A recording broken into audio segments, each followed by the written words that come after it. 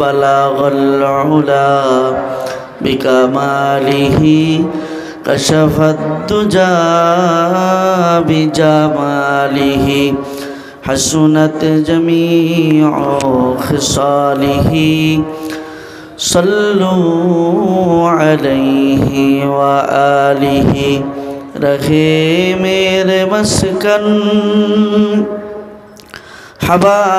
حوالی کعبہ بنے میرے مدفن دیار مدینہ جر بلاغ العلا بکمالہ کشف الدجى بجماله حسنت جميع خصاله صلوا عليه وآله الہی بلا لے ہمیں دیار مدینہ الہی بنا دے ہمیں غبار مدینہ بلغ العلا بکمالہ کشف الدجى بجمالہ حسنت جميع خصاله صلوا عليه وآله ذکر کری سبحان اللہ الحمد للہ لا الہ الا اللہ سبحان اللہ الحمد للہ لا الہ الا اللہ لا الہ الا اللہ لا الہ الا اللہ سبحان اللہ الحمد للہ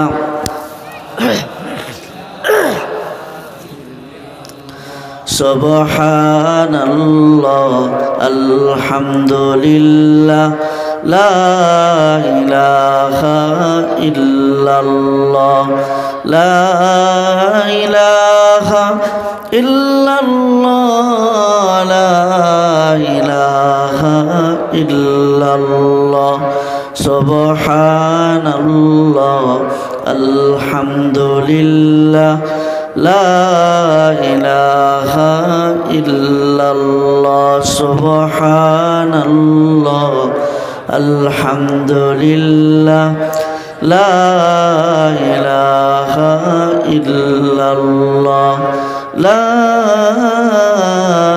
الہ الا اللہ محمد رسول اللہ صلی اللہ علیہ وسلم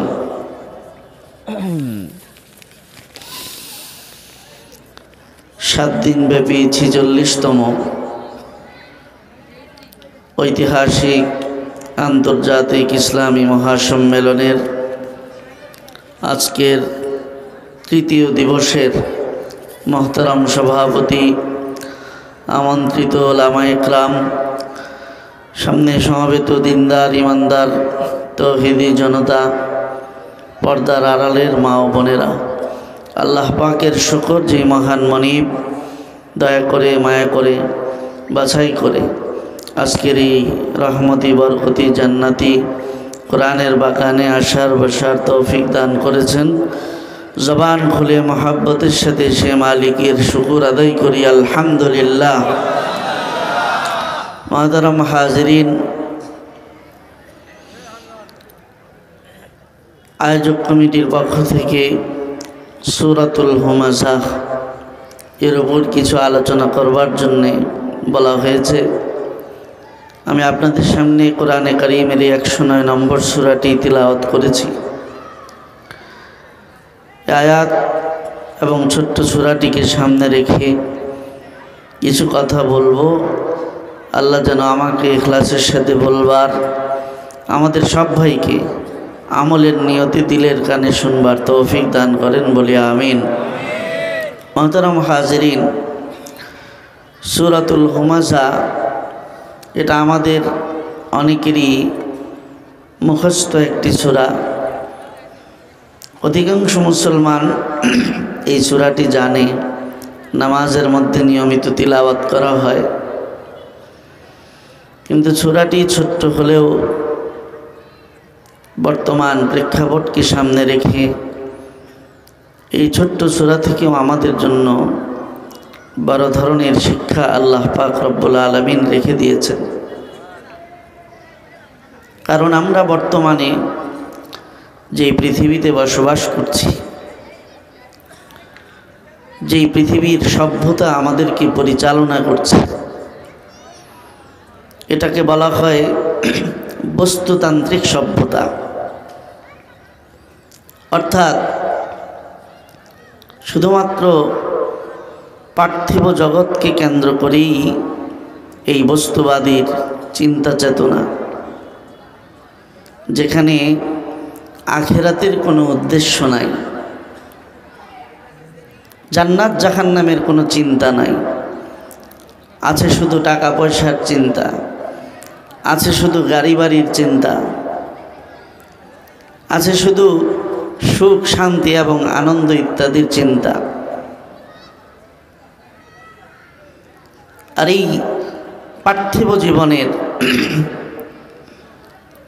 এই বস্তুতান্ত্রিক চিন্তা চেতনা আমাদের মধ্যে অর্থ এবং সম্পদের এমন এক মোহ, লোভ লালসা সৃষ্টি করেছে, যেই মোহে পড়ে, যেই সম্পদের লোভ লালসায় পড়ে আমরা আমাদের জীবনের উদ্দেশ্যটাই ভুলে গেছি। আমরা আমাদের সৃষ্টিকর্তা, আমাদের রবকে ভুলে গিয়েছি। সর্বশেষ আমাদের জন্য দুর্ভাগ্য, আমরা আমাদের পরকালটাকেও ভুলে গেছি। আমাদের কাছে এখন দুনিয়ার চিন্তার চেতনা শুধুই অর্থ আর সম্পদ। এটা নিয়েই এখন আমাদের পরস্পরের প্রতিযোগিতা, যে কে কার চাইতে বেশি বিত্ত বৈভব, কে কার চাইতে বেশি সম্পদের মালিক হতে পারে। এই তুচ্ছ এক প্রতিযোগিতায় আমরা আমাদের মূল্যবান হায়াতটাকে শেষ করছি।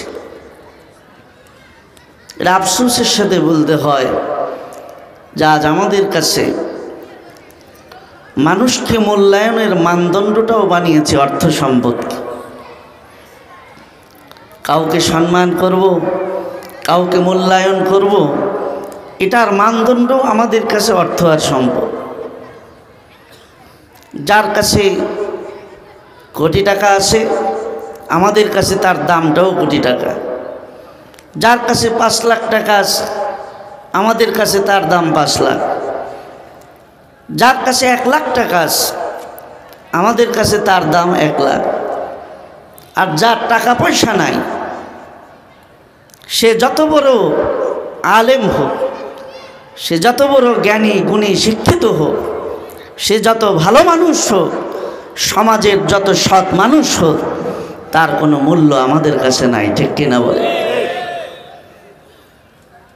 কারণ অর্থ সম্পদটাকে আমরা দুনিয়ার সব কিছু মনে করেছি, এটাই আমাদের কাছে সব।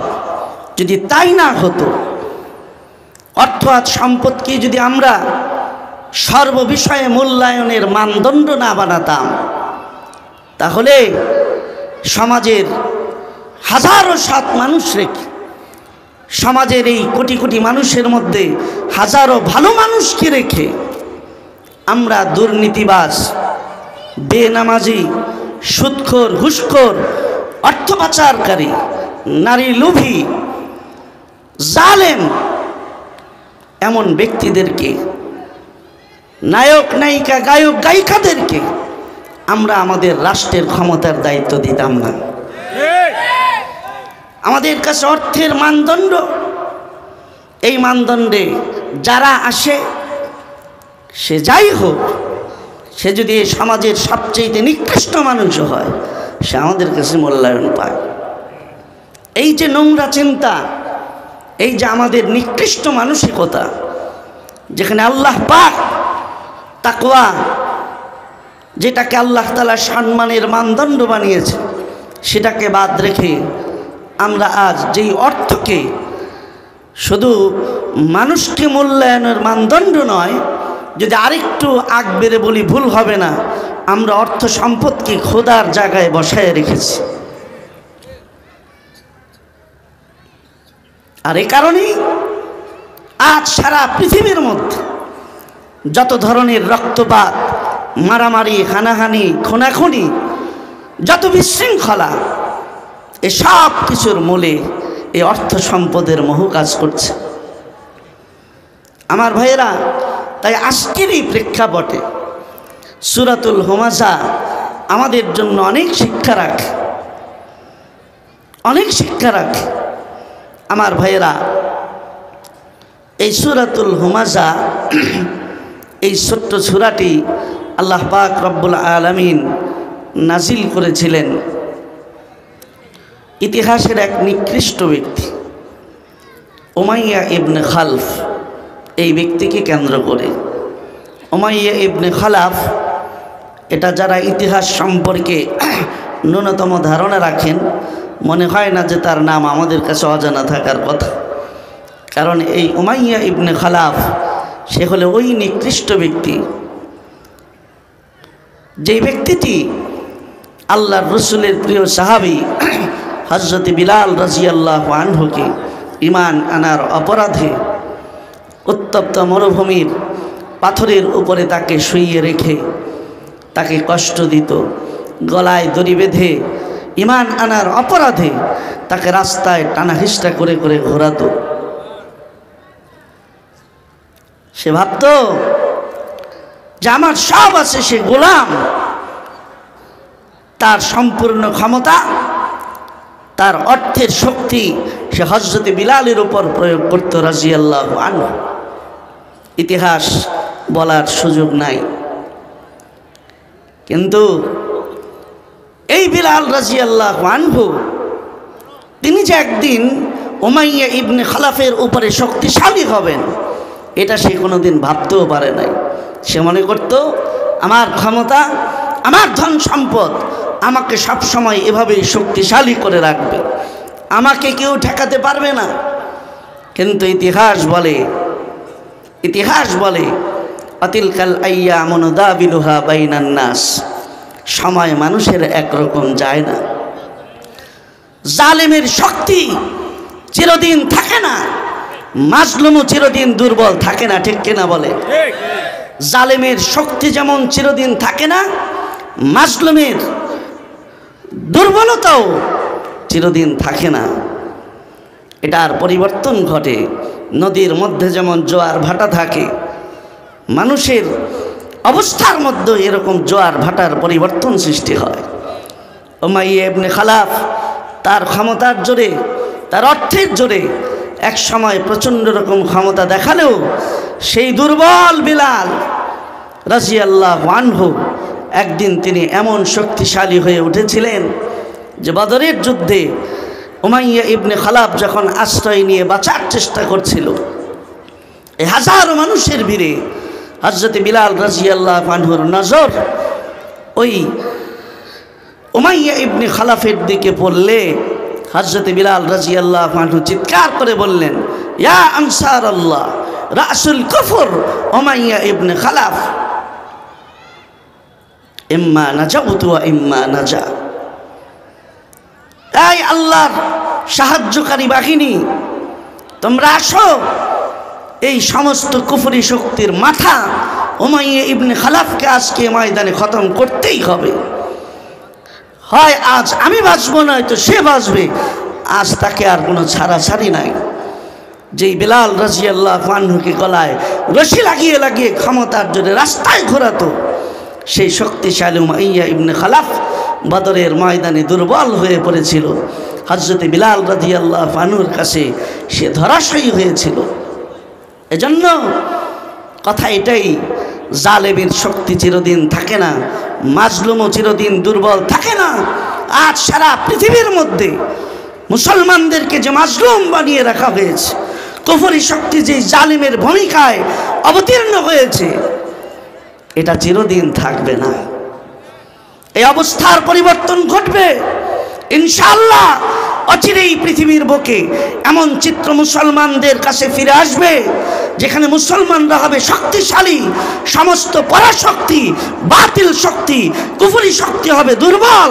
মুসলমানদের কাছে তারা মাথা নত করতে বাধ্য হবে। সারা পৃথিবীর সমস্ত পরাশক্তির লাল কেল্লায় মুসলমানদের ইসলামের বিজয়ের পতাকা উড্ডীন হবে ইনশাআল্লাহ। সেই দিন বেশি দূরে না। আল্লাহ পাক আমাদেরকে শিক্ষা নেওয়ার তৌফিক দান করেন। আমার ভাইরা, এই সূরাতুল হুমাযা তার ব্যাপারে আল্লাহ পাক নাজিল করেছিলেন কারণ তার একটা বদ স্বভাব ছিল। সে এই পৃথিবীর শ্রেষ্ঠ মানব মুহাম্মদুর রাসূলুল্লাহ সাল্লাল্লাহু আলাইহি ওয়াসাল্লামের ব্যাপারে মানুষের কাছে সে দোস্তুতি বলে বেড়াতো, মিথ্যা অপবাদ, চগলখড়ি, এর কথা ওর কাছে, ওর কথা ওর কাছে। এইভাবে এই চগলখড়ির বদভ্যাস তার ভেতরে ছিল। আল্লাহ পাক রব্বুল আলামিনের কাছে এই বদস্বভাবটা অতি নিকৃষ্ট, অপছন্দনীয় বিধায় আল্লাহ এই ব্যাপারে তার এই ঘৃণিত কর্মকাণ্ডকে অপছন্দ করে একটা সূরাই নাজিল করলেন, সূরাতুল হুমাযা।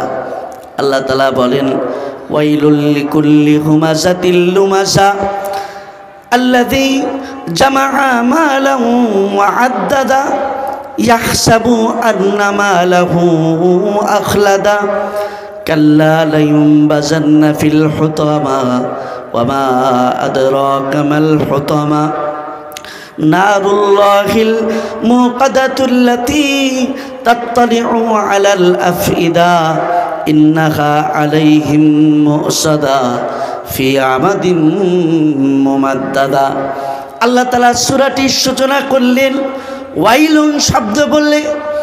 ওয়াইলুন শব্দটি কারো প্রতি ঘৃণা প্রকাশ করার জন্য, কাউকে ধিক্কার জানানোর জন্য এ ধরনের শব্দ ব্যবহার করা হয়। আর এই শব্দের পরে যে কথাগুলো বলা হয় এগুলোর দ্বারা মানুষকে সাবধান করা হয় এবং সতর্ক করা হয়। আল্লাহ পাক রব্বুল আলামিনও বললেন, ওয়াইলুন, ধিক্কার ওই ব্যক্তির জন্য, আমি আল্লাহর ঘৃণা ওই ব্যক্তির জন্য, দুর্ভাগ্যতার জন্য, ধ্বংসতার জন্য।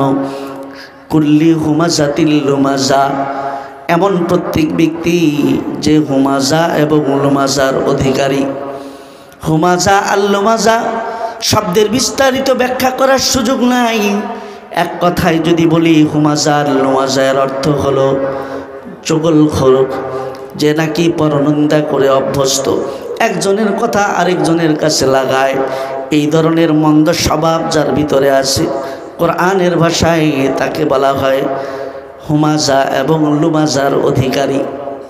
তার মানে পরনিন্দা, চগলখড়ি, একজনের কথা আরেকজনের কাছে লাগানো, এটা আল্লাহর কাছে অত্যন্ত নিকৃষ্ট এবং ঘৃণিত একটি কাজ। এই ধরনের বদ গুণে যারা অধিকারী, আল্লাহ পাক তাদের জন্য ধিক্কার এবং তার পক্ষ থেকে ঘৃণা প্রকাশ করেছেন। এজন্য আমার ভাইয়েরা, যে ব্যক্তি মুমিন হবে, যে ব্যক্তি মুসলমান হবে, আল্লাহর সন্তুষ্টি যার কাম্য হবে, ওই ব্যক্তি কখনো পরনিন্দা, চগলখড়ির এই বদগুণে গুণী হতে পারবে না। কারণ এটা যদিও আমাদের কাছে খুব সামান্য বিষয়, কিন্তু আল্লাহর কাছে অত্যন্ত ঘৃণিত, গুরুতর একটি অপরাধ। কারণ একটা চগলখড়ি, একজনের কথা আরেকজনের কাছে লাগানো, এটা আমরা স্বাভাবিক দেখলেও এটা এত মারাত্মক একটা অপরাধ, যে অপরাধের কারণে গোটা সমাজের মধ্যে বিশৃঙ্খলা লেগে যেতে পারে, গোটা সমাজের মধ্যে মারামারি, খুনাখুনির সৃষ্টি হতে পারে। কাজটা ছোট, কিন্তু এটার খারাপ প্রভাব অনেক গুরুতর।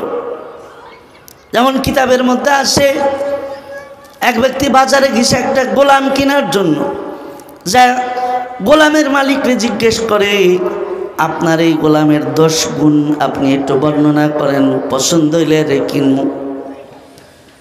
গোলামের মালিক বলে, আমার এই গোলামটারে দেখছেন, এই গোলামটা দেখতে যেমন সুন্দর, তার কাজকর্ম অনেক সুন্দর। এর সুরতটা যেমন ভালো, এর ভিতরটাও অনেক ভালো, অনেক ভালো ভালো গুণের অধিকারী সে। কিন্তু সব ভালো গুণ থাকলেও যদি দোষের কথা বলি, তার একটা মাত্র দোষ, একটা মাত্র তার খারাপ স্বভাব, সেটা হলো হে চগলখড়ি করে একজনের কথা আরেকজনের কাছে লাগায়। ক্রেতা কয় যাক সব যখন ভালো আছে, এই একটা এটা মাইরা মাইরা সোজা করে নিমুনি, দরকার নাই। কিনা নিয়ে আসছে, বাড়িতে আনছে, তো কিছুদিন পরেই তার এই কুস্বভাব প্রকাশ পেয়েছে। সে ওই মনিবের স্ত্রীর কাছে যায়, কানে কানে কয়, আপনি যে জামাইরে এত ভালোবাসেন, এর লেগে এত পীড়িত দেখান, হে বেটা যা আরেক বেটির লোকে পীড়িত করে এই খবর রাখেন নাকি? বলছে বানায় একটা লাগাই দিছে, বেটির তো মাথা গরম। তাই নাকি? যারে জীবন দিয়ে ভালোবাসি আরেক বেটির লোকে পীড়িত করে, আজকে বাড়িতে এলো, ওরে জানে মাইরে ফেলবো। এ যখন মারার সিদ্ধান্ত নিছে, এই সকলখোর গোলাম সে যায় মনিবে ঘরে ঢোকার আগে তার কানে কানে কয়, মনিব সাহেব ভালো তো খুব বাসেন, হাতে অনেক বাজার লয়ে ঢুকতেছেন বিবির লেগা, কিন্তু হে যে ঘরে আপনার আজকে মারার জন্য রেডি হয়ে আছে, এই খবর জানেন নাকি? আমার বউ আমাকে মারবে মানে? তাই বিশ্বাস যদি না হয় তাহলে রাত্রেবেলা ঘুমের বান করে একটু জায়গা থেকে দেখেন কামটা কি করে। ঘরে ঢুকেছে, এদিকে বিবির মনে রাগ যে বেটায় পরকিয়া, আজ করে জানে মারব। আর বেটায়ও চিন্তা করে তোরে এত ভালোবাসি, তুই আমারে মারবি আরেক বেটার জন্য? আমিও আজকে দেখালুম। বেটা রাত যখন হয়ে গেছে, ঘুমানোর বান ধইরা বিছানায় শুয়ে রয়েছে, আন্তাজে নাক ডাকে। স্ত্রী মনে করেছে এই টাইমে তো তার ঘুমায় যাওয়ার কথা, তো ঘুমায় গেছে, নাক ডাকতেছে। সে তার হাতে একটা ব্লেড নিয়ে আইসা তার গলায় পোঁচ দেওয়ার জন্য যেই কাছাকাছি আসছে, সে ঘুমের ভান করে আস্তেই করে একটু তাকায় দেখে যে হ্যাঁ ঘটনা তো তাই, হাতে ব্লেড মারার জন্য আসতেছে। সাথে সাথে সে চোখ খুলে বিবির হাত চাপ দিয়ে দিলে ওই ব্লেড দিয়ে ওরেই পোষাইছে, বিবিরে জায়গায় হত্যা করছে। তো বউ মাইরা ফেলছে, বউয়ের পরিবারকে ছেড়ে দিবে, এরা খবর পেয়ে এসে বাইরে জামাইরাও মেরে ফেলছে, বেডাও শেষ বেডিও শেষ। ঘটনা কি? এটা চগলখড়ি বানায় এর কথা এর কাছে, এর কথা এর কাছে লাগাই দিচ্ছে। এ কারণে আল্লাহর নবী বলেন শিরারুল খালক, আল্লাহর জমিনে সবচেয়ে নিকৃষ্ট ব্যক্তি হলো সে আল মাশাউনা বিন নামিমা, যে ব্যক্তি চগলখড়ি করে বেড়ায়, আল মুফসিদুনা বাইনাল আহিব্বা, যে আত্মীয় স্বজনের মাঝে একজনের কাছে আরেকজনের কথা লাগাইয়া যে পরস্পরের মধ্যে শত্রুতা সৃষ্টি করে, বিশৃঙ্খলা সৃষ্টি করে, ওর চাইতে খারাপ মানুষ আল্লাহর জমিনে আরেকজন। এ কারণে আল্লাহ পাক রব্বুল আলামিন বলেন ধ্বংস ওই ব্যক্তির জন্য, আযাব ওই ব্যক্তির জন্য, বরবাদি ওই ব্যক্তির জন্য যে এই খারাপ স্বভাবে পড়ে আছে, যে একজনের কথা আরেকজনের কাছে লাগায়।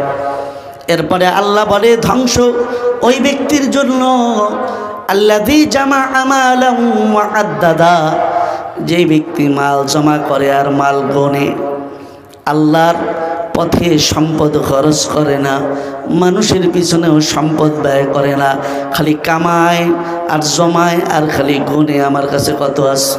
তো যে মানুষ দেয় না, এর গোনার দরকার কি? এর তো যা টাকা থাকার কথা তাই আছে। আপনি যদি 5 লাখ টাকা ডয়ারে রাইখা দেন, কাউরে যদি না দেন, তো এটা কি আবার গণন দরকার আছে নাকি যে নোট কয়টা কমছে কয়টা আছে? কারণ আপনি তো কাউরে দেনই নাই, ডয়ারে তালা মারা। কিন্তু আল্লাহ বলে ওর স্বভাব হলো ও কাউরে দেয় না, সম্পদ জমা করে রাখে আর ডেলি ডেলি বাইট করে গনে, ব্যাংক ব্যালেন্স গনে কত আছে। এটা কেন গনে? তাফসীরের কিতাবে লেখে গনে এই জন্য যে টাকার প্রতি এত মোহ, টাকার প্রতি এমন লোভ লালসা তার অন্তরে যে টাকা তো খরচ করতে তার কষ্টই হয়। টাকা যদ্দূর আসে, এটা যে আসে খরচ হয় না এটাও জানে, তারপরেও গুনে, কারণ বান্ডেলের দিকে টাকায় এরকম কসকস করে টাকা গুনতে এর মজা লাগে। টাকার প্রতি এত মোহ যে টাকা গুনতেও মজা লাগে, এই জন্য জমায় আর গুনে, জমায় আর গুনে। আল্লাহ পাক বলেন কেন জমায়? কারণ সে মনে করে ইয়াহসাবু আন্নামা লাহু আখলাদা, এই সম্পদ তাকে চিরকাল বাঁচিয়ে রাখবে। তার আপদে বিপদে মুসিবতে সকল সমস্যায় এই সম্পদ তাকে রক্ষা করবে। এক কথায় তাকে ধন সম্পদ এই পৃথিবীর বুকে অমর করে রাখবে, কোনোদিন তার মরণ হবে না। আমার ভাইয়েরা, কিন্তু আল্লাহ পাক এই কথা বলেন ধ্বংস ওই ব্যক্তির জন্য সে সম্পদ জমা করে আর সম্পদ খালি গোনে। কারণ সে মনে করে এই সম্পদ জমায় রাখলে এই সম্পদ দিয়ে আমি অনেক দিন বাইচা থাকতে পারবো, আমি রাজত্ব করতে পারবো।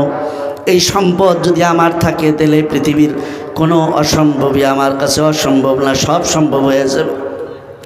এমনকি সে মনে করে টাকা পয়সা মানে বাঁচায় রাখবে। কিন্তু আল্লাহ বলেন কাল্লা, কখনো না। সম্পদ কাউকে এই পৃথিবীর বুকে অমরত্ব দিতে পারে না। ধন সম্পদ কাউকে পৃথিবীতে অমর করতে পারে না। ধন সম্পদ সে যত টাকার মালিকই হোক, মরণের সময় হয়ে গেলে এই পৃথিবীতে ধন সম্পদ তাকে এক মুহূর্ত বাঁচায় রাখতে পারে না। আমার ভাইয়েরা, আকাশের সকালবেলা যেমন সূর্য উঠে, আবার সন্ধ্যা হলে যেমন সূর্যটা ডুবা যাবে নিশ্চিত, আবার পরের দিন ভোর হলে আকাশে সূর্য উঠবে এটা যেমন সুনিশ্চিত। সকালের পরে সন্ধ্যা আসে, সন্ধ্যার পরে আবার সকাল আসে এটা যেমন সুনিশ্চিত, ঠিক পৃথিবীর বুকে যারা জন্মগ্রহণ করেছে একদিন তাদের মরতে হবে এ কথাও এমন চিরসত্য সুনিশ্চিত, ঠিক কিনা? আমার ভাইয়েরা, এই পৃথিবীর বুকে যার জন্ম হয়েছে একদিন তার মরতেই হবে, এর মধ্যে কোনো সন্দেহ নাই। আমার ভাইয়েরা, হায়াতের মেয়াদ যখন ফুরে আসবে, হায়াতের মেয়াদ যখন শেষ হয়ে যাবে, আল্লাহ কোরআনে বলে এক মুহূর্ত বেশি থাকার সুযোগ তাকে দেওয়া হবে না। যখন সময় হবে সাথে সাথে মালাকুল মউত তার জানটা কবজ করে লবে। এজন্য আমার ভাইয়েরা, আল্লাহর নবী বলেন পৃথিবীর মধ্যে এমন কত মানুষ আছে যারা সকালবেলা আকাশের সূর্য উদিত হতে দেখে, কিন্তু সন্ধ্যাবেলা পৃথিবীর সূর্য ডুবার আগে তার জীবনের সূর্য ডুবা যায়। সকালবেলা সূর্য উঠতে দেখে, কিন্তু সন্ধ্যাবেলা সূর্য ডুবার আগেই নিজের জীবন শেষ হয়ে যায়। মৃত্যু সুনিশ্চিত, কিন্তু কার মৃত্যু কখন আসবে এটা অনিশ্চিত, এটা কেউ বলতে পারে না। এ কারণে আমার ভাইয়েরা, মৌত একদিন আসবেই। পৃথিবীর ধন সম্পদ মানুষকে বাঁচায় রাখতে পারবে না, অমরত্ব দিতে পারবে না। কবি বলেন লাউ কানাতিদ দুনিয়া মুখাল্লাদা মা মাতা মুহাম্মাদা। আর এই পৃথিবী যদি চিরদিন বেঁচে থাকার জায়গায় হতো, তাহলে মুহাম্মদ নামের ব্যক্তির মৃত্যু এই পৃথিবীর জমিনে হতো না। হযরত আদম আলাইহিস সালাম আল্লাহর কাছে একদিন প্রশ্ন করে বলে, আল্লাহ মান হুয়াল্লাযী কাতাবাতা ইসমাহু মা ইসমিক। আল্লাহ, ওই ব্যক্তিটা কে যেই ব্যক্তির নামটা আপনার নামের পাশে সব জায়গায় দেখতে পাই?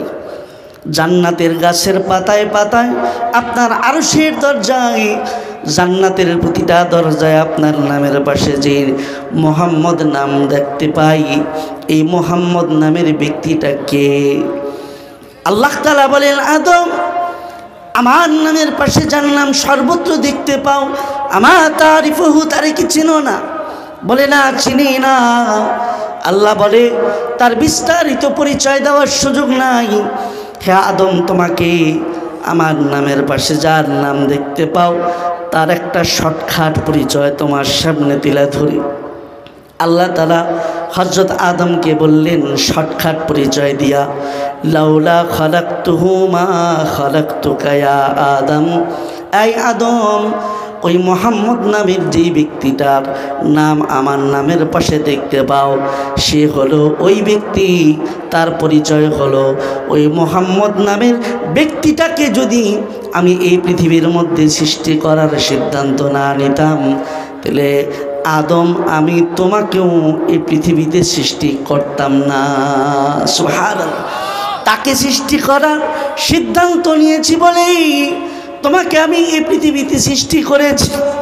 আমার ভাইয়েরা, যার কারণে পৃথিবীর সৃষ্টি হলো, যার কারণে আল্লাহ তাআলা এই পৃথিবীটাকে সাজালেন, সেই ব্যক্তি যখন এই পৃথিবীর জমিনে 63 বছরের বেশি থাকতে পারে নাই, কবি বলে এই মুহাম্মদ নামের ব্যক্তির মৃত্যুই প্রমাণ করে এই পৃথিবীতে চিরকাল কেউ বেঁচে থাকতে পারবে না।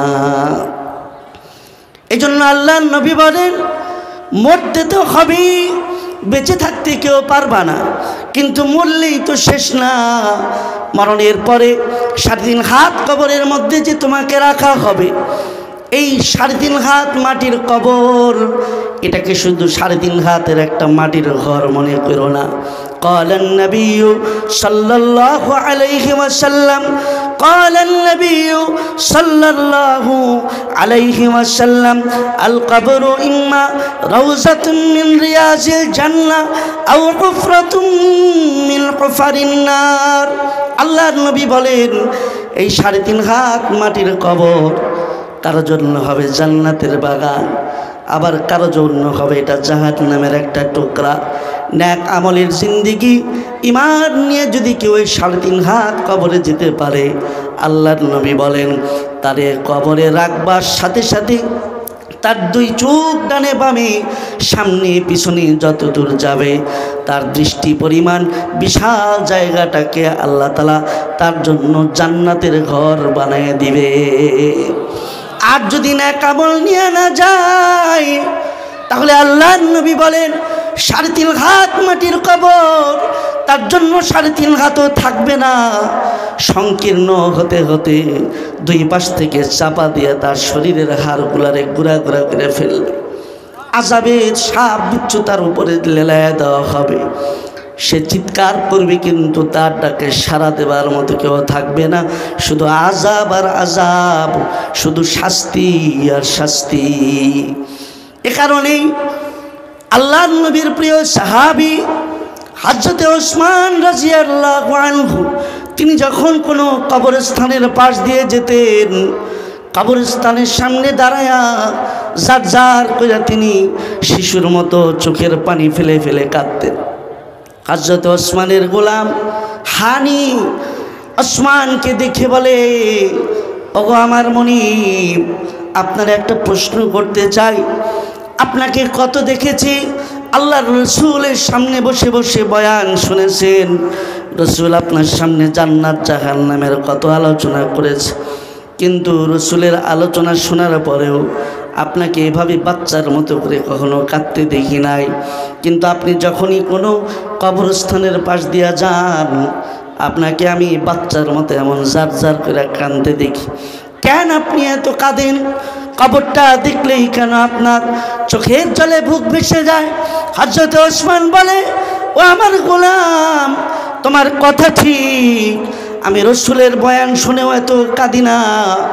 কবরের সামনে দিয়া গেলে আমার চোখে যত পানি আসে, তার কারণ হলো আমি আল্লাহর রসুলের পাক জবানে শুনেছি, মানুষের পরকালীন জীবনের যতগুলা ঘাটি আছে তার মধ্যে প্রথম ঘাটি হলো কবর। এই কবরের প্রথম ঘাটিতে যদি কেউ পার পেয়ে যায়, জান্নাতে যাবার আগ পর্যন্ত কোনো ঘাটিতে আর সে ধরা পড়বে না। আর এই কবরের প্রথম ঘাটিতে যদি কেউ ধরা পড়ে যায়, তাহলে জান্নাতে যাওয়ার আগে প্রতিটা ঘাটিতেই তারে ধরা পড়তে হবে। তাই আমি চিন্তা করি, আমারও তো একদিনই 3.5 হাত কবরে শুইতে হবে, আসতে হবে। আমি যেদিন কবরে আসব, সেদিন কি কবর আমার সাথে ভালো আচরণ করবে নাকি আমার সাথে খারাপ আচরণ করবে? আমার এই কবরের ঘর কি জান্নাতের বাগান হবে, নাকি কবরের ঘরটা আমার জন্য জাহান্নামের টুকরা হবে? ওই চিন্তা করে আমি জার জার করে কান্দি। কোন ওসমান কান্দে? ওসমানের পরিচয় কি? ওমর কি আমার? ওসমান কি আমার আপনার মতো সাধারণ মুসলমান না? ওসমান হলেন ওই ব্যক্তি যার ব্যাপারে আল্লাহর রসুল বলেছেন, তুমি হইলা জিন্নুরাইন, 2 নূরওয়ালা। অর্থাৎ আল্লাহর রসুল তার দুটি কন্যাকে হযরত ওসমান রাদিয়াল্লাহু আনহুর হাতে বিবাহ দিয়েছিলেন। এক কন্যা মারা যাওয়ার পরে আরেক কন্যাকেও তার হাতে তুলে দিয়েছিলেন। দ্বিতীয় কন্যা যখন ইন্তেকাল করলেন, দুই কন্যার বিদায়ের শোকে আল্লাহর নবী কাঁদে। আর হযরত ওসমানকে জড়ায় ধরে বলে, ওসমান, তুমি এত ভালো মানুষ, তুমি এত ভালো মানুষ, তুমি আমার এত পছন্দের মানুষ, তুমি আল্লাহর এত পছন্দের গোলাম, যে আমি দুইটা কন্যাকে তোমার কাছে পরপর বিবাহ দিয়েছি। ওসমান রে, আল্লাহ যদি আমারে আরো কন্যা সন্তান দিত, তো তুমি ওসমানের হাতে আমার কন্যাগুলোকে তুলে দিতাম। তোমার মতো ভালো মানুষ হয় না। যেই ওসমান জান্নাতের সুসংবাদ পাওয়া 10 জনের একজন। তাবুকের যুদ্ধ, আল্লাহর রাসূল বললেন, যার যা আসে চাঁদা নিয়ে আসো। হযরত ওসমান দৌড়ে ঘরে চলে গেলেন। যায়া 15.5 কেজি রূপা, 8 কেজি স্বর্ণ আর 2000 ঘোড়া, এগুলো আল্লাহর রাসূলের দরবারে নিয়ে আসলেন। আল্লাহর রাসূল ব্যাগ খুলে স্বর্ণ আর রূপার মুদ্রাগুলোকে ফেলে এক জায়গায় জমা করে 2 হাত দিয়ে এভাবে নাড়াচাড়া করছেন আর বলতেছেন, ওসমান, তুমি যে আজ তাবুকের যুদ্ধে দানের ঘোষণা দেওয়ার পরে এত মন খুলে দান করলে, এইমাত্র জিবরাইল আমার কানে আল্লাহর পক্ষ থেকে সিদ্ধান্ত জানায় দিয়ে গেছে। আল্লাহ পাক বলেছে, আমি যেন তোমার জানায় দেই, আজকের এই দানের পরে আল্লাহ তাআলা তুমি ওসমানের উপর সন্তুষ্ট হয়ে গেছে। আল্লাহ তাআলা কথা দিয়েছে, আজকের পর থেকে অনন্তকাল কোনোদিন আসমানের মালিক আল্লাহ তুমি ওসমানের উপরে আর নারাজ হবে না। সুবহানাল্লাহ। যার উপর সন্তুষ্টির ঘোষণা, যিনি দুনিয়াতে থাকতে জান্নাতের সুসংবাদ প্রাপ্ত, আল্লাহর রাসূলের জবানে যিনি ভালো মানুষের সার্টিফিকেট পাওয়া, সেই ওসমান কবর দেখলেই তিনি এইভাবে জার করে কাঁদতেন আর বলতেন, জানি না কবর জানি আমার সাথে কি আচরণ করে। ওসমান এমন দামি ইমানদার হওয়ার পরেও কবর নিয়ে যদি তার এত চিন্তা থেকে থাকে, ও আমার ভাইয়েরা, তাহলে আমাদের কি দশা, আমাদের কি পরিমাণ চিন্তা থাকার দরকার ছিল, কবর নিয়ে কি পরিমাণ ফিকির থাকা দরকার ছিল, পরকালের চিন্তায় আমাদের কপালে কতটা ভাঁজ পড়ার দরকার ছিল। কিন্তু দুঃখ আর আফসোসের বিষয়, আমরা 1500 বছর পরে দুর্বল মুসলমান হওয়ার পরেও আমাদের চলাফেরা দেখলে ভাবটা মনে হয় এমন যে আজরাইল সবার কাছে আসলেও অন্তত আমার কাছে এত তাড়াতাড়ি আসবে না। ভাবটা আমাদের এমন যে আজরাইল মনে হয় আমার কাছে আসবে না। কিন্তু আমার ভাইয়েরা, আজরাইলের হাত থেকে আওয়াজ করে বলেন, আজ পর্যন্ত কেউ পালাতে পারছে? আপনি যত ব্যস্ততায় থাকেন, দুনিয়ার যত স্বপ্ন বাস্তবায়নে থাকেন, সময় যখন হয়ে যায়, আজরাইল তো সাদ্দাতকে এক ঠ্যাং ঘোড়ার উপরে রাখছে, আরেক ঠ্যাং নামায়া তার বানানো জান্নাতটা উদ্বোধন করার সময়টাও তো আজরাইল সাদ্দাতরে দেয় দিছে, তা আমাকে আপনাকে দিবে করতে। এজন্য আমার ভাইয়েরা, সামনে আমাদের কবর, সামনে আমাদের আখিরাত, সামনে আমাদের জান্নাত আর জাহান্নাম। দুনিয়াতে কত পরিচয় অর্জন করার জন্য জান শেষ করতেছে, কিন্তু জানা দরকার কোন পরিচয় লয়া কবরে গেলে কবরটাতে ভালো থাকা যাবে, কোন পরিচয় লয়া আল্লাহর সামনে আদালতে কিবরিয়াতে দাঁড়ালে আল্লাহ তাআলার সন্তুষ্টির সার্টিফিকেট দিয়ে জান্নাত পাওয়া যাবে। কি সেই পরিচয়? আমার ভাইয়েরা, আল্লাহর রাসূল এর সাহাবী, তাদের জিন্দেগি পড়লে পাওয়া যায়। আবার আল্লাহর রাসূলের বংশের আত্মীয়, তাদের জিন্দেগি পড়লে বোঝা যায় কোন পরিচয় লয়ে কবরে গেলে কাজে আসবে, কোনটা কাজে আসবে না। বংশ নিয়ে যারা গর্ব করে, সম্পদ নিয়ে যারা গর্ব করে, আল্লাহর কসম এই ধরনের কোনো বংশ পরিচয়, সম্পদের পরিচয় কবরের মধ্যে অন্তত কাজে আসবে না। ঠিক কিনা?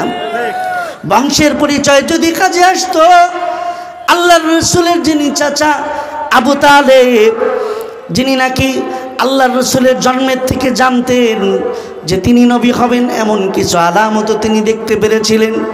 আল্লাহর রসুলের সেই চাচা আবু তালেব 6 বছর বয়সে আল্লাহর রসুলের মা যখন ইন্তেকাল করলেন, আবু তালেবের গোলাম আবু তালেবের বাড়িতে নিয়ে আসার জন্য ঘোড়া নিয়ে গেছে। আল্লাহর রসুলের জন্য ঘোড়া প্রস্তুত করে যখন ঘর থেকে আল্লাহর রসুলকে আনতে গেছে, যা দেখে ঘরের মধ্যে আল্লাহর রসুল নাই। পেরেশান হয়ে গোলাম খুঁজতেছে, খুঁজতে খুঁজতে যায় দেখে ওই পাহাড়ের চূড়ায় আল্লাহর রসুলের মা যেই জায়গায় কবরে শুয়ে আছে। 6 বছরের ছোট্ট বাচ্চা মোহাম্মদ সেই পাহাড়ের চূড়ায় উঠে মায়ের কবরটাকে এইভাবে 2 হাতে জড়ায় ধরা কবরে উপরে বসে বসে কান্দে আর চিৎকার করে বলে, মা, জন্মের আগে বাবা চলে গেল, জন্মের পরে 6 বছর বয়সে তুমিও আমারে ছেড়ে চলে গেল। আমার মাও নাই, আমার বাবাও নাই, দুনিয়াতে আমার ভাই বোন নাই, কেউ নাই। কে আমারে পালবে? কে আমাকে মায়ের ভালোবাসা দিবে, বাবার আদর দিবে? গোলাপ বলে, ছোট্ট মোহাম্মদের এই হৃদয়গ্রাহী কথাগুলো শুনে আমিও চোখে পানি ধরে রাখতে পারছিলাম না। আমিও তার বিয়োগ ব্যথার যন্ত্রণায় কাঁদছিলাম। তারপরেও আমি তাকে যে বললাম, উঠো, যেতে হবে চাচার বাড়ি। কোনোভাবেই তাকে উঠানো যাচ্ছিল না। সে বলছিল, এখানে আমার মা শুয়ে আছে, আমার মায়ের কবর জড়ায় ধরে আমি জীবন পার করে দিব, আমি এখান থেকে যাবো না। সেই মায়ে হারানো বেদনা বিধুর হৃদয়ে আল্লাহর রসুলকে জোর করে কবরের থেকে উঠায়া ঘোড়ার মধ্যে করে চাচা আবু তালেবের বাড়িতে নিয়ে গেছে। সেই যে 6 বছর বয়স থেকে আবু তালেব বাবা মার আদর দেওয়া শুরু করছে, লালন পালন করা শুরু করেছে। 40 বছর 10 মাস পর্যন্ত একটানা এই আবু তালেব মায়ের ভালোবাসা, বাবারও ভালোবাসা দিয়ে আল্লাহর রসুলকে দেখে শুনে বড় করেছে। কিন্তু আমি জানতে চাই, মায়ের ভালোবাসা দিয়া, বাবার ভালোবাসা দিয়া আল্লাহর রসুলের আপন রক্তের চাচা আল্লাহর রসুলকে যে লালন পালন করে বড় করেছে, আওয়াজ করে জবাব দিবেন, আবু তালেব কি জান্নাতি না জাহান্নামী? আওয়াজ করে বলেন, জান্নাতি না জাহান্নামী? যদি বংশ পরিচয় কোনো কাজে আসতো তো আমি বলি অন্তত আবু তালেবকে আল্লাহ তাআলা জাহান্নামে দিতেন না।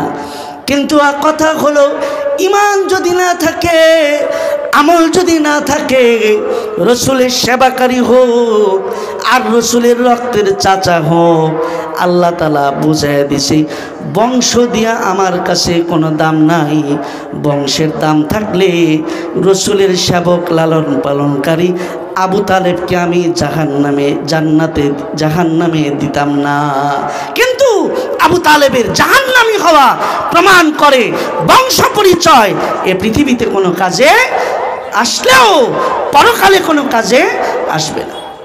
তাহলে কোন পরিচয় লয়ে কবরে গেলে জান্নাতটা পাওয়া যাবে, আল্লাহর সন্তুষ্টি পাওয়া যাবে?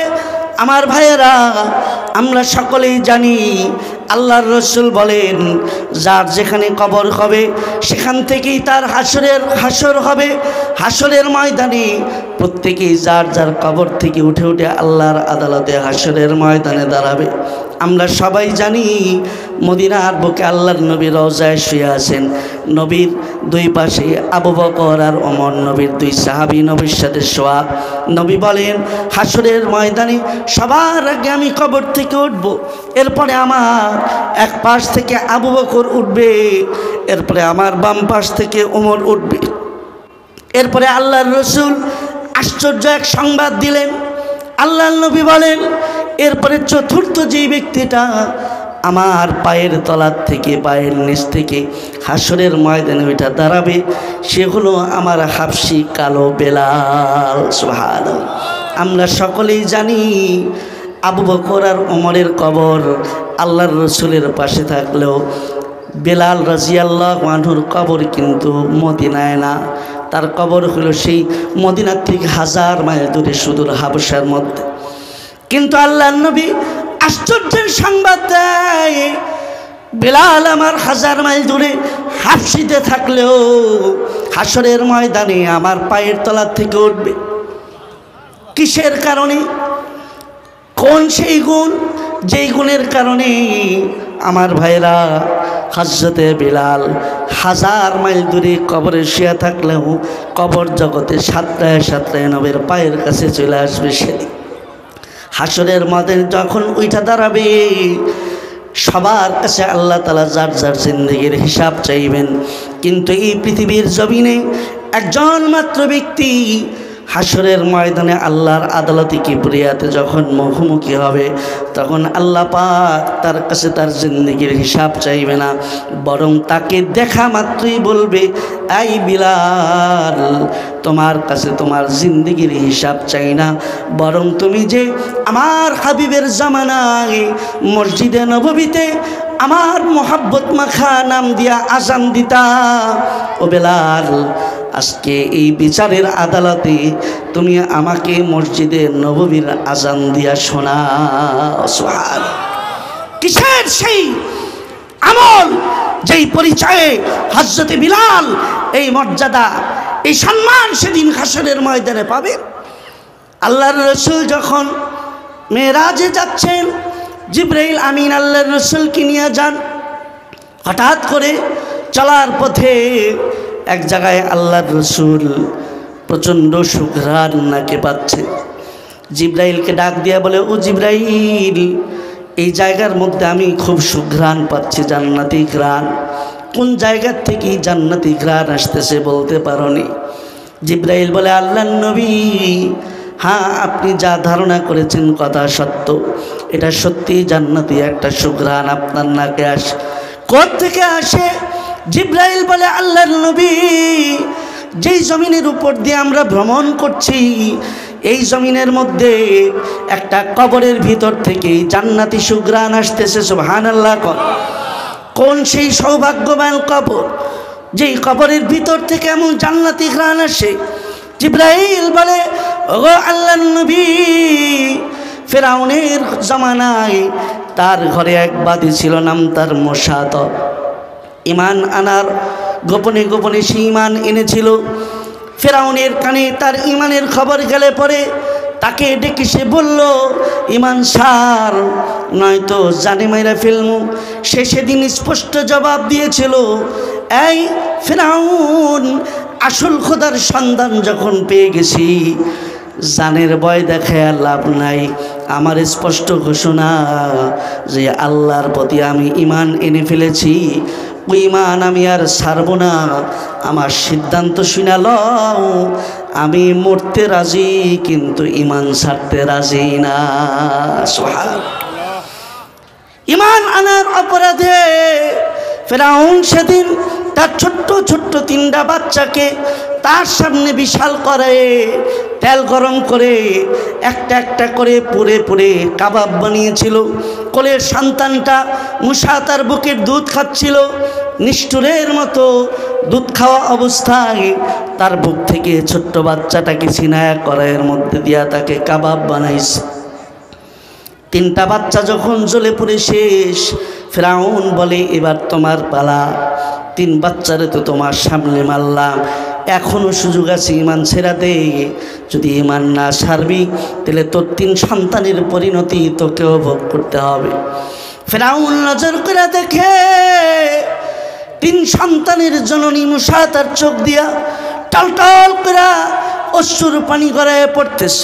ফেরাউন ভাবে নিজের মৃত্যুর আশঙ্কায় বুঝি জানের মায়া লাগা গেছে, মরার ভয়ে বুঝি সে কাঁদে। বলে, চোখে পানি দেখা যায়, নিজের জীবনের প্রতি বুঝি মায়া সৃষ্টি হয়েছে, এখনো সুযোগ আছে, ঈমান ছেড়ে দে, জানে বাঁচাই দিমু। মুসা তা বলে, ও আল্লাহর দুশ্মন ফেরাউন, চোখে পানি দেখতে পাইতেছ তা ঠিক, কিন্তু এটা আমার ভয়ের পানি না, নিজের জানের মায়ের পানি না, বরং আমি কান্দি ভিন্ন কারণে।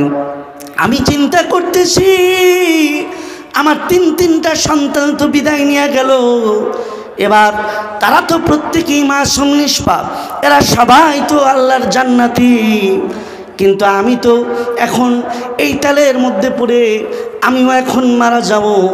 কিন্তু আমার তো লম্বা একটা হায়াত আল্লাহ দান করেছিলেন, আমি চিন্তায় পড়ে যাচ্ছি, আমি যে মইরা যাইতেছি এই মুহূর্তে আমার রব আসমানের মালিক আল্লাহ আমার উপর রাজি নাকি নারাজ। যদি আমার তার সন্তুষ্টি পেয়ে যাই তাহলে একবার কেন 100 বার এই আগুনে পুড়ে মরতেও আমার কোনো ভয় নাই।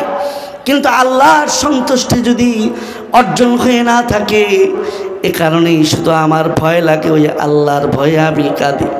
শেষ পর্যন্ত মূসা তাকে ওই আগুনে পড়ে তাকে হত্যা করা হয়েছিল। জিব্রাইল বলে, আল্লাহর নবী সেই যে আল্লাহর প্রেমে পাগল হইয়া জীবন দিল, ওই মূসা তার কবরের ভিতর থেকে জান্নাতি সুঘ্রাণ আসমান পর্যন্ত চলে এসেছে। কি সেই আমল, কি সেই পরিচয়, যেই পরিচয় লিয়া কবরে গেলে কবরটা জান্নাতের বাগান হবে। হযরত বেলালের মতো হাসরটা আল্লাহর নবীর সাথে হবে। আমার ভাইয়েরা, তাই দুনিয়ার সম্পদের মোহ যতই কাজে থাক না কেন, এ কথা মাথায় রাখতে হবে, চিরদিন সম্পদের মালিক থাকা যাবে না। আর এটাও মাথায় রাখতে হবে, সম্পদ নিয়ে যতই কামড়াকামড়ি করেন, সম্পদই পৃথিবীর কোনো মানুষকে সুখীও বানাতে পারে না। আওয়াজ করে বলেন সুখের মালিককে, আরো আওয়াজ করে বলেন শান্তির মালিককে।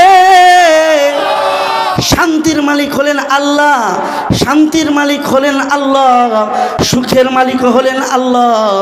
এগুলো সম্পদ দেওয়া হয় না, ধন সম্পদ দেওয়া হয়। এ কারণেই দেখা যায় 36 ফ্যাক্টরির মালিক আরেকটা ফ্যাক্টরির বানানোর চিন্তায় তার রাত্রে ট্যাবলেট খায়ও ঘুম আসে না।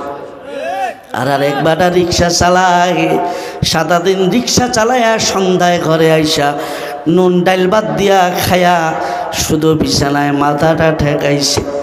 2-4 ঘরের মধ্যে খবর হয়ে গেছে যে ওই ঘরের ব্যক্তি ঘুমায় গেছে, কারণ সে ঘুমাইছে আর সাথে সাথে সদরঘাটের লঞ্চের মতো ইঞ্জিন স্টার্ট হয়েছে নাক ডাকা। হয় কি হয় না? বাস্তবতা এটাই। না, সম্পদ দিয়ে সুখী হওয়া যায় না। বেঁচে থাকার জন্য কয় টাকা ডেলি প্রয়োজন। আপনাদেরকে একটা বাস্তব ঘটনা শোনাই। আমার যিনি শায়েখ, আমার শায়েখ বাংলাদেশের একজন নামি দামি শিল্পপতি, বেচারা দিনদার মানুষ ছিলেন, কিছুদিন আগে ইন্তেকাল করেছেন। ওনার কাছে নিয়ে গেলেন, উনি প্রতি সোমবারে রোজা রাখে, উনি দাওয়াত দিছে ইফতারের জন্য, চলো যাই। তো আমার শায়েখের সাথে আমি গেলাম, যে দেখি গুলশানের অফিসে ইফতারির আয়োজন করছে সোমবার দিন। ওই যে সাপ্তাহিক রোজা সমার বিশুদ্ধবার, সোমবারের রোজার ইফতারি। ইফতারির আয়োজনে আমি যদি কসম করে বলি ভুল হবে না, ন্যূনতম 70টা আইটেম দিয়ে ইফতারির ব্যবস্থা করছে। 70টা আইটেম। তো ইফতারির টাইম হওয়ার 15 মিনিট আগ দিয়া সবাই ডাকাইছে অফিসের স্টাফ, প্রায় 200 অফিসার এসে বসছে। তা আমি নজর করে দেখলাম ওই দিক দিয়ে আমার শায়েখ দোয়া ধরছে, আর বাকি সবাই দোয়া থেকে ইফতারি খাইতেছে। মানে আজানের আগে ইফতারি শেষ। তো যাই হোক, আজান যখন শুরু হয়েছে, এবার বলতেছে যে হযরত ইফতারি শুরু করেন। তো আমার হযরত খেজুর নিছে না, আমিও নিলাম। তো যিনি শিল্পপতি, যিনি মেজবান, তিনি সাহেবে দাওয়াত, আমার শায়েখ বলতেছে ওনাকে যে আপনিও খান। তো উনি বলতেছে হ্যাঁ আপনারা খান, আমি শুরু করব। এই কথা বইলা আমি দেখতেছি যে উনি পিছনের দিকে তাকায় কারে যেন খুঁজতেছে। তো খুঁজতে খুঁজতেই দেখি যে তার যিনি খাদেম পিএস একটা ছোট্ট বাটি নিয়ে এসছে, বাটি আইনা তার সামনে দিছে। বাটিটা খুললো, আমি চিন্তা করতেছি যে এত 70 আইটেমের খাবার থিয়া শিল্পপতি মানুষ এই বাটিতে কি স্বর্ণ দিয়া কিছু রাইন্দা করে লয়েছে নাকি আল্লাহ জানে। কিন্তু বাটি যখন খুলছে তাকায় দেখি যে এক বাটির মধ্যে সাদা জাউ, আরেক বাটির মধ্যে শিং মাছের ঝোল তরকারি। তো হুজুর বলে যে ভাই এগুলো খাবেন না? উনি বলে হুজুর এগুলো ডাক্তার বলেছে যদি বাঁচতে চান তাহলে খাওয়া যাইব না, আর যদি মরতে চান তাহলে খান। আমি আয়োজন করেছি ঠিক, কিন্তু আমার নসিবে নাই। আমার সেদিনের বিষয়টা আজও দিলে ডাক্তার যে একজন মানুষের বেঁচে থাকার জন্য ডেলি ভালোভাবে খাওয়া দাওয়া করার জন্য কয় টাকা লাগে। তার মানে টাকা দিয়ে সুখ আসে না, টাকা দিয়ে সুখ পাওয়া যায় না, টাকা দিয়ে শান্তি পাওয়া যায় না। আমার ভাইয়েরা, সুখ আর শান্তি এটা শুধু আল্লাহর গোলামি, আল্লাহর ইবাদত বন্দেগীর মধ্যেই নিহিত, ঠিক কিনা বলে? এজন্য যেটা করার দরকার সেটা করতেছে কিনা চিন্তা করেন। সূরা হুমাযাহ থেকে কথা, সে মনে করে যে তার ধন সম্পদ তাকে অমরত্ব দান করবে, পৃথিবীর বুকে তাকে চিরকাল বাঁচিয়ে রাখবে। না, একদিন তাকে মরতেই হবে, কবরে তাকে যেতেই হবে। কবরে রাখলেই কি শেষ? যদি কবরে রাখতো তাহলে ও তো কথা শেষ, যে মাটির সাথে মিশা শেষ হয়ে যেত। কিন্তু আল্লাহ তাআলা আরেক আয়াতের মধ্যে আমাদেরকে চিন্তায় ফেলেছেন, ইয়া আইয়ুহাল্লাযীনা আমানুত্তাকুল্লাহ ইত্তাকুল্লাহা ওয়াল তানজুর নাফসুম মা কদ্দামাত লিগাদ ওয়াত্তাকুল্লাহ ইন্নাল্লাহা খাবীরুম বিমা তা'মালুন।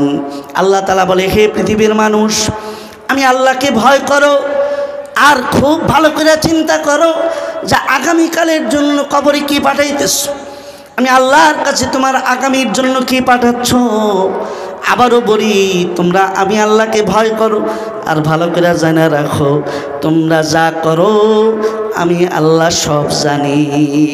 তাহলে আগামীকালের জন্য কি পাঠাচ্ছি এটা নিয়ে চিন্তা করার জন্য বলছি। আমার ভাইয়েরা, আমার কথা শেষের দিকে চলে আসছে। কবরের মধ্যে যখন রাখা হবে, রাখলেই মাটির সাথে মিশে গেলাম শেষ না, বরং আল্লাহর নবী বলেন, কবরে রাখলে পরে মাটি চাপা দিয়ে যখন মানুষ ফিরে আসতে শুরু করবে, সাথে সাথে দুই ফেরেশতা এসে তাকে কবর থেকে উঠায় বসে, তাকে 5টা প্রশ্ন করবে। আমরা জানি 3টা প্রশ্ন, হ্যাঁ এই 3টা হলো মৌলিক প্রশ্ন, আর একটা হবে তার মনস্তাত্ত্বিক প্রশ্ন, এটা মুখের প্রশ্ন না।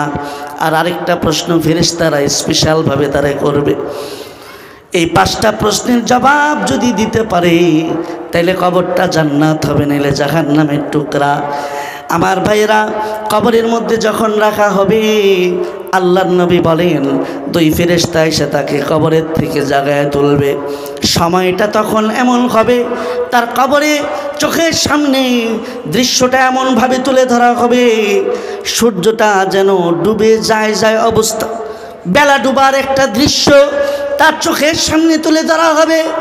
মৃত ব্যক্তি জাগার সাথে সাথে 2 চোখে চোখ মুছতে থাকবে, 2 হাতে চোখ ডলতে থাকবে।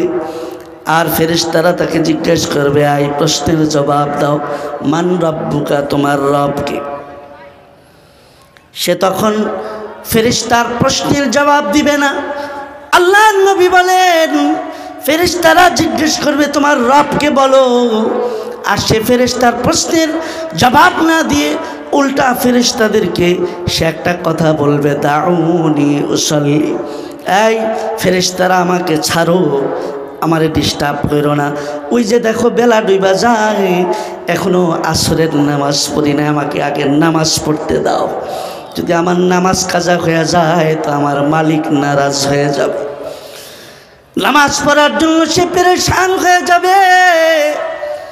আল্লাহর নবী বলেন, তখন ফেরেশতারা তাকে ডেকে বলবে, ভাই তুমি আমাদের প্রথম পরীক্ষায় পাশ হয়ে গেছো, এই যে বেলা ডোবার দৃশ্য দেখো, এটা দুনিয়ার সূর্য ডোবার দৃশ্য না।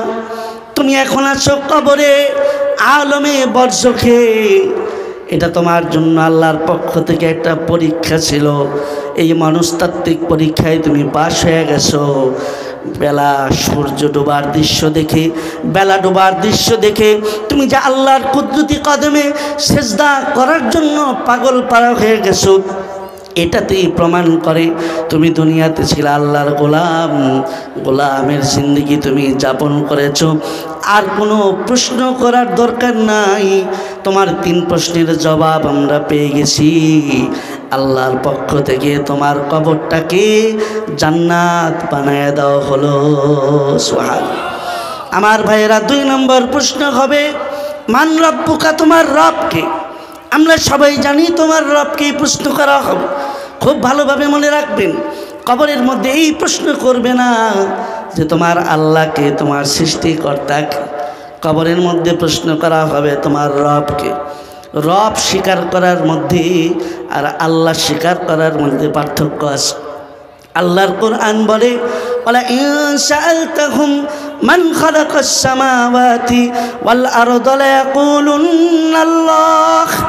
এই পৃথিবীর মধ্যে যত ধর্মের অনুসারী আছে, হিন্দু বলো, খ্রিস্টান বলো, বৌদ্ধ বলো, ইহুদি বলো, এদের সবাইকে যদি জিজ্ঞাসা করে বলতো এই আসমান জমিন কে বানাইস, এরা সবাই এক কথায় জবাব দিবে আল্লাহ বানাইস।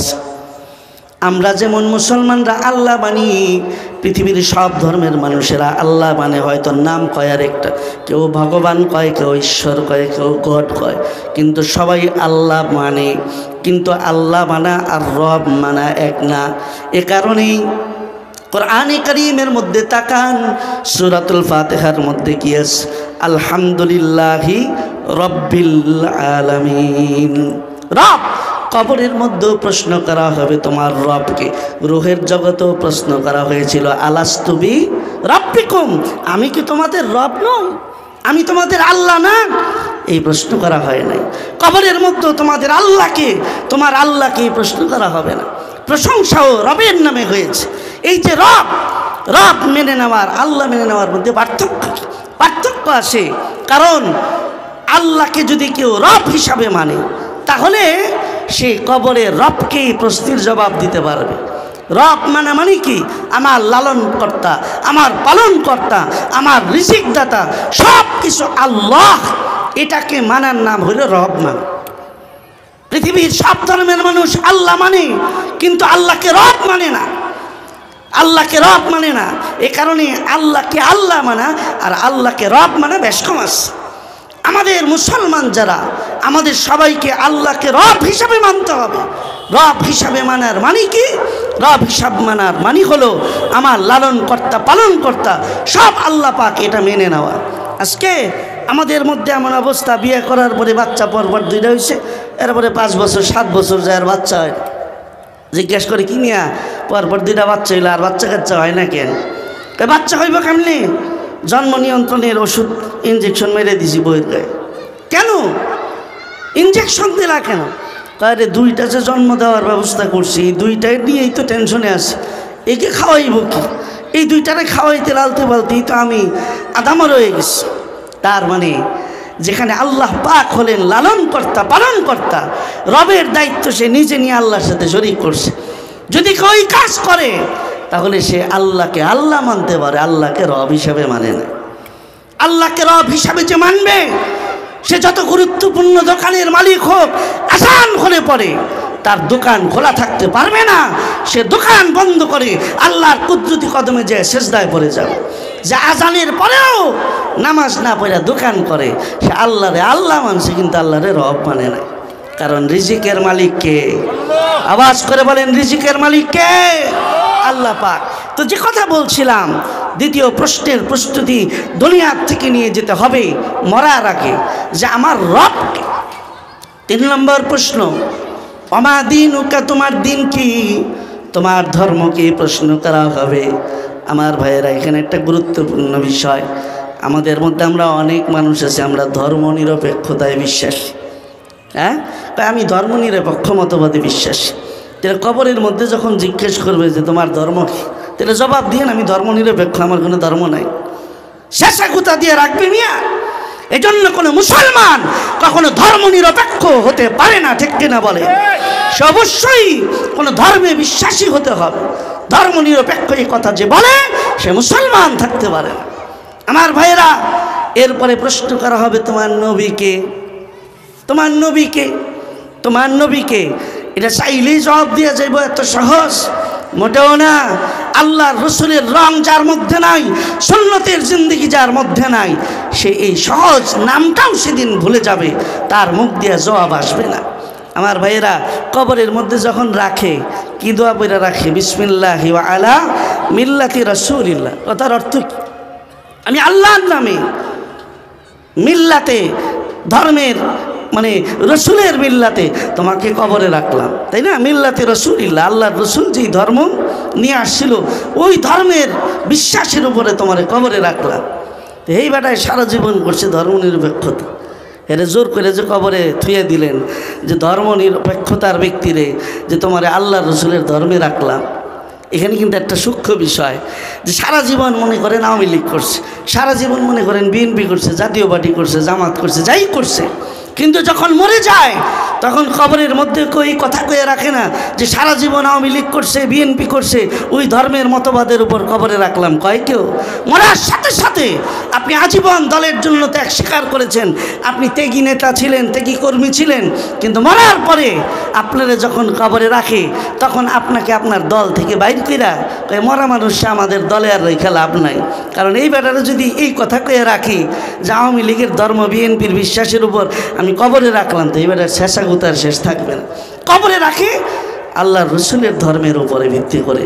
কিন্তু আমার ভাইয়েরা, যেই লোকটা সারা জীবন ইসলামের বিদ্বেষ পোষণ করলো, যারা জীবন ধর্মনিরপেক্ষতায় যে বিশ্বাস করলো, ওই ব্যক্তির আপনি জোর করে রসুলের মিল্লাতে দিলে কি আল্লাহর রসুল নিতে তো হইব। কথা বুঝেন নাই? জোর করে দিলেই তো আর হবে না। যেমন হুমায়ুন আজাদ ছিল বাংলাদেশে, হুমায়ুন আজাদ, এই হুমায়ুন আজাদ সে একটা বই লিখছে, পাকসার জমিন সাতবার। এই বইটা আমি নিজে পড়ছি, তাই আমি জানি। এই বইয়ের মধ্যে প্রতি লাইনে লাইনে শিরিকের কথা, কুফরের কথা, আল্লাহ, রসুল, কোরআন, ইসলামের প্রতি বিদ্বেষ আর বিদ্বেষ। সে কোনোটাই মানতে চায় না, প্রত্যেকটা নিয়ে সে বিষোদাগার করেছে। যদি তার ভুল ধরিত প্রত্যেক লাইনে লাইনে লাল কালি দেওয়া যাবে।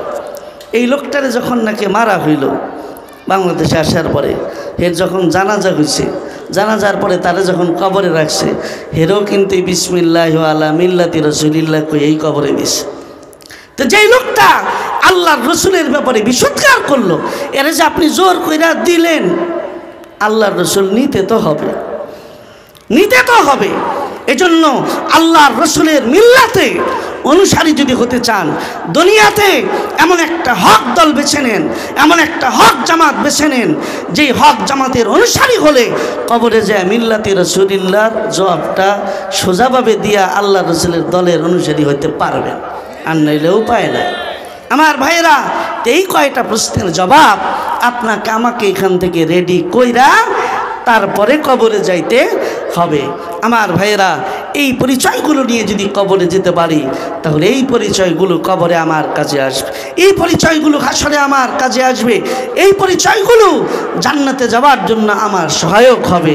সূরাতুল হুমাযায় আল্লাহ শেষ দিকে এসে বলেন, আর যদি সম্পদের মোহেই পড়ে থাকো, তাহলে শুনে রাখো, এমন আগুন তোমার জন্য প্রস্তুত করে রেখেছি, যেই আগুন শুধু শরীরের চামড়া পুরাইব তা না, শরীরের কলজা পুরাইব তা না, তোমার ভিতরে যে কল্প আছে, এই আত্মা পর্যন্ত এই জ্বলনির আগুন আর কষ্ট যে পুষবে, তোমাকে বারবার জ্বালানো হবে, আবার নতুন দেহ দেওয়া হবে, আবার জ্বালানো হবে, অনন্তকাল জ্বলতে থাকবা, বাঁচবার কোনো উপায় থাকবে না। এজন্য আসুন, অর্থ সম্পত্তি দুনিয়া না, আমরা দুনিয়া কামাই করব, অবশ্যই হালাল পথে ইনশাল্লাহ বলি, ইনশাল্লাহ বলেন, সম্পদ কামাই হবে হালাল পথে। সম্পদ একদিকে যেমন কোরআনের ভাষায় নিয়ামত, আবার কোরআনের ভাষায় সম্পদকেই মুসিবত আর গজব বলা হয়েছে। যে সম্পদ হালাল পন্থায় হবে ওইটা নিয়ামত, যে সম্পদ হারাম পন্থায় উপার্জন হবে ওইটা আমার জন্য মুসিবত আর গজবের কারণ, ঠিক কিনা?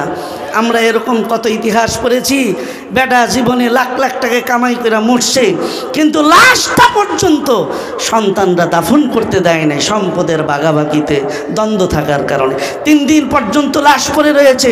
ঢাকার ঘটনা আপনারা পত্রপত্রিকায় দেখে থাকতে পারবেন, যে বাবার লাশ, সম্পদরা রাত্রেবেলা মারা গেছে, সন্তানরা উপরে বসে বাঘ বাটোয়ারা করতেছে, আর কুকুর লাশ চাটতেছে, কামড়াইতেছে। সন্তানদেরকে যে ইমাম সাহেব খবর দিছে, আরে এখানে আপনারা ঝগড়া করেন, আর নিচে যে আপনার বাপের লাশ কুকুরে চাটতেছে, যান আগে লাশ রক্ষা করেন। সন্তানরা বলে, লাশ কুকুরে খায় ফেলুক, আমাদের দেখার বিষয় না, আগে সম্পদের বাটোয়ারা হয়ে লোক, এর আগে নিচে যাবো না, নাউজুবিল্লাহ। আমার ভাইয়েরা, অবৈধ সম্পদ কামাই হলে ফলাফল এমনই হবে। এজন্য হালাল পথে ইনকাম করব, হারাম পথে আমরা যাব না ইনশাল্লাহ বলি। 2 নম্বর শেষ কথা, আমরা সম্পদশালী হব, কিন্তু সম্পদের চৌকিদার যেন না হয়। একটা হলো মালদার, আর একটা হলো মালের চৌকিদার। যারা সম্পদ পায় আর জমায়, খরচ করে না, এরা হইলো সম্পদের পাহারাদার, মানে মালের চৌকিদার। এরা সম্পদের মালদার না। মালদার হলো তারা, যা আল্লাহও দান করবে, সেও দান করবে, এ হইলো মালদার। এজন্য আমরা মালদার হব না, চৌকিদার হব। এজন্য আল্লাহর পথে আমরা আল্লাহর নির্দেশিত পথে মৃত্যু পর্যন্ত সামর্থ্য অনুযায়ী সম্পদ ব্যয় করব ইনশাআল্লাহ। আল্লাহ আমাদেরকে কথাগুলো বুঝবার আমল করবার তৌফিক দান করেন।